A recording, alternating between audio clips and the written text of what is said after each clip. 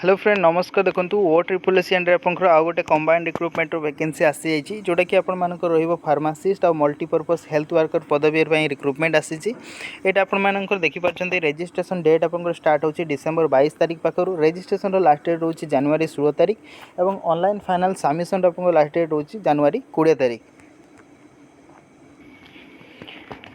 तो वैकेंसी देखो आपंकर वैकेंसी केते रही फार्मासीस्ट आपंकर 1002टा पदवी रही वैकेंसी और मल्टीपर्पज हेल्थ वर्कर आपंकर मेल एटार आपंकर 1451 पदवी रही।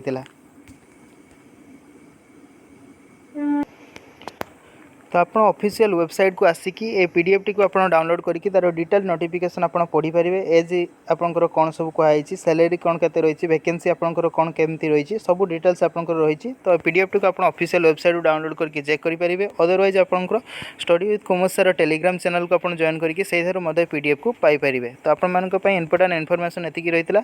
आशा कर सूचना निश्चित पाइपर। भिडियो जब पसंद आसो निश्चित लाइक करने को भूलें, शेयर करने को भूलुनि। सहित चैनल टी को सब्सक्राइब करना देन चैनल टी को सब्सक्राइब करनी। सब फ्रेंड थैंक यू।